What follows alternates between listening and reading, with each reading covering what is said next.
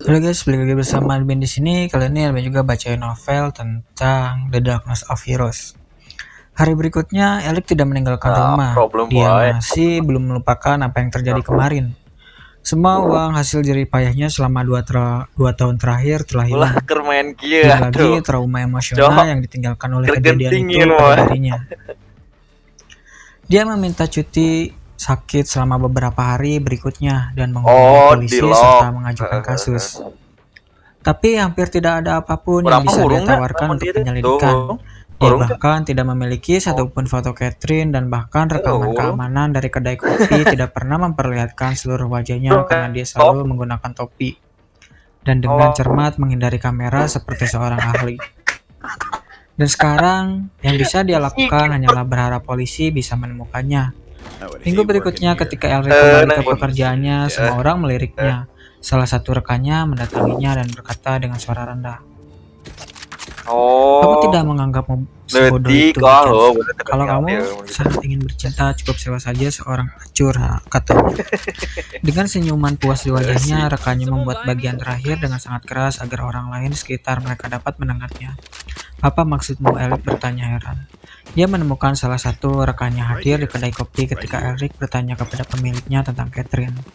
Belakangan tersebar berita tentang bagaimana dia menjadi penipu yang mengejutkan banyak orang termasuk staf kedai kopi. Tapi yang lebih menarik lagi, Eric yang menipunya seharga $30.000 juga bocor.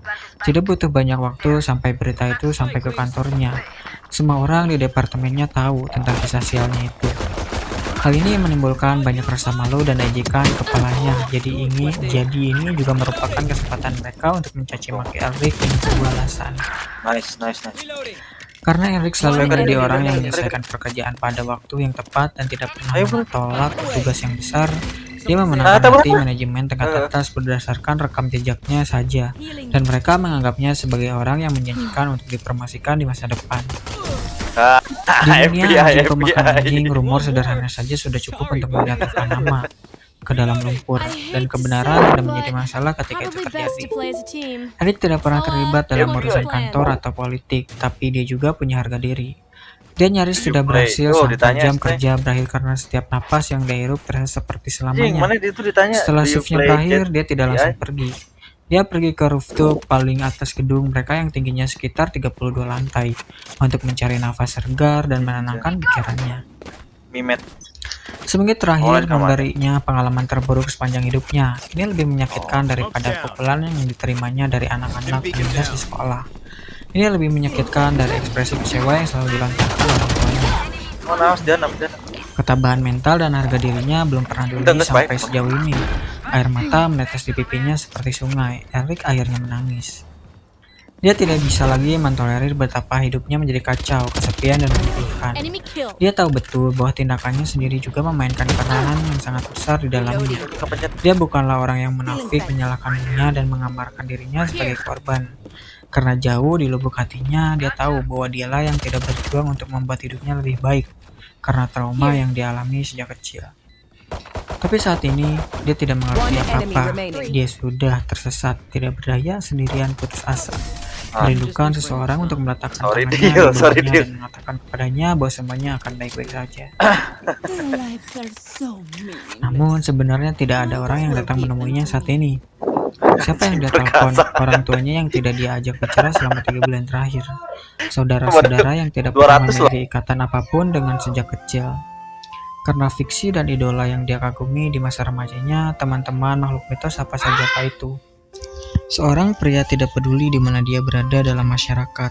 Dari seseorang yang bekerja sebagai petugas kebersihan hingga CEO, perusahaan multinasional memiliki harga diri dan harga diri. Tapi hari ini semuanya hancur bagi Eric dan dia bertanya pada dirinya sendiri, "Astaga, kenapa aku satu-satunya yang hidup begitu sengsara? Apakah apapun yang terjadi kali ini akan berjalan baik bagiku? Kenapa hanya aku saja yang selalu mendapat kesulitan?" Seolah-olah dunia sendiri mencoba memberitahu padaku bahwa aku sebenarnya tidak penting sama sekali. Saat ini, dia berjalan menuju tepi atap dan melihat ke bawah. Apakah hidupku layak untuk dijalani? Eric bertanya pada dirinya sendiri. Bertahun-tahun penuh ketidakbahagiaan, pelarian diri, depresi, kebencian terhadap diri sendiri, dan kesepian telah membawa Elric ke saat ini. Catherine mengajarinya bahwa satu pelajaran hidup dan patah hati hanyalah sebuah lubang yang mengeluarkan gunung berapi yang berada di bawah tanah selama bertahun-tahun. Tindakan hanyalah pelampiasan, bagaimanapun pola pikirnya akan muncul cepat atau lambat. Eric biasanya bukan orang bodoh emosional yang melakukan sesuatu berdasarkan amarah. Dia adalah orang yang sangat rasional sejak kecil, tapi setelah dia akhirnya menemukan seseorang yang menyukai dan peduli padanya untuk pertama kali dalam hidupnya, dia kehilangan rasionalitas dan alasan yang masuk akal.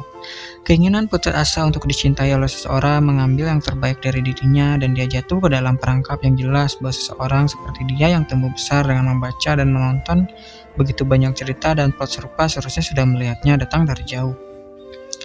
Perasaannya karena cinta buta yang dia kembangkan pada Catherine mengubahnya menjadi orang bodoh yang tidak bisa melihat melalui tanda bahaya yang jelas. Dia hanya punya dua pilihan sekarang. Kembali ke apartemennya dan menangislah, lalu lanjutkan kehidupan duniawinya di mana tidak ada seorang pun yang akan diganggu baik dia hidup atau mati.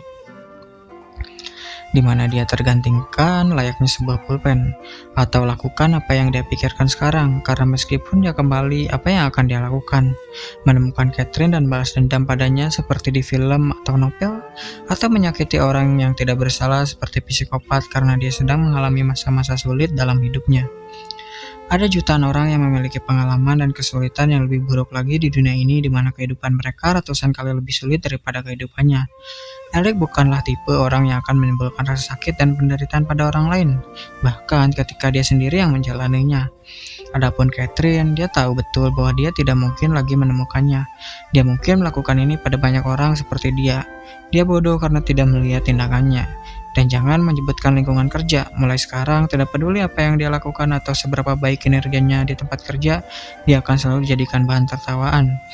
Sekalipun dia berhenti dan pergi ke tempat lain untuk bekerja, gaya hidupnya akan tetap sama, hanya di tempat yang berbeda. Eric menyakas tetes air mata terakhir dari pipinya. Dia tidak menemukan cara untuk melewati kondisi mentalnya saat ini. Dia berdiri di langkah dan memandang ke arah bulan tengah malam. Baru sekarang dia menyadari bahwa dia telah menangis dan meratap selama hampir 7 jam sekarang. Dia bahkan tidak menyadari aliran waktu. Eric Johnson menarik napas dalam-dalam dan memejamkan matanya. Dia bisa merasakan angin dingin menerpa wajahnya dan dia berkata, "Astaga, sungguh kehidupan yang menyedihkan." Dia melompat. Saat ini dia melepaskan tubuhnya dan turun dari tembok pembatas. Saat sosoknya turun dari gedung tinggi, tekanan udara yang begitu tinggi mendorong tubuhnya seperti layang-layang, mengakibatkan beberapa kali berubah sudut hingga akhirnya mendarat di tanah. Lusinan orang yang berjalan di seberang jalan yang sama gemetar, ketakutan, dan syok. Beberapa wanita di antara kerumunan itu mulai muntah saat mereka melihat apa yang terjadi sebelah mereka. Seorang lelaki tua di antara kerumunan itu mulai menelpon 911. Dengan cepat, polisi yang berpatroli di seberang jalan melihat keributan tersebut dan mulai beralih menuju lokasi kejadian.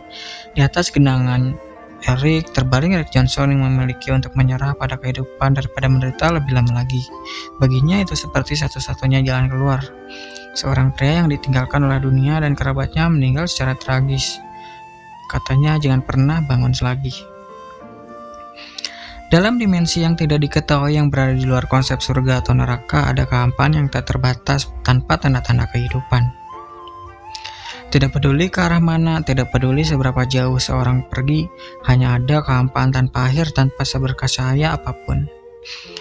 Tiba-tiba retakan di angkasa muncul entah dari mana. Ia terus memanjang dengan cepat dan dalam sekejap ia membentang sekitar 10 km secara vertikal dan akhirnya sosok raksasa yang duduk di singgasana batu hitam yang ukurannya tidak kurang dari gunung itu sendiri muncul dari sisi lain kehampaan. Sosok ini mirip dengan ketinggian beberapa gunung, sepenuhnya menggunakan pakaian hitam megah dan memiliki tudung di kepala. Dari segi penampilan itu mirip dengan interpretasi dari Grim Reaper.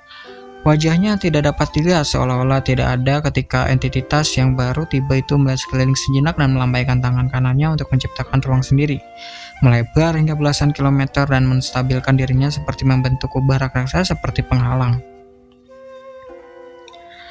Suara kuno begitu dalam hingga mencapai ribuan mil dan menghancurkan kota menjadi debu memenuhi seluruh ruangan di dalam penghalang. Siapa yang harus kupilih kali ini? Yang ditanyakan itu sendiri. Beberapa saat kemudian, serangkaian langkah kaki terdengar dari celah kosong di belakang singgasana dan entitas lain yang seluruhnya dibalut baju besi kuno berwarna merah dan hitam. melangkah masuk.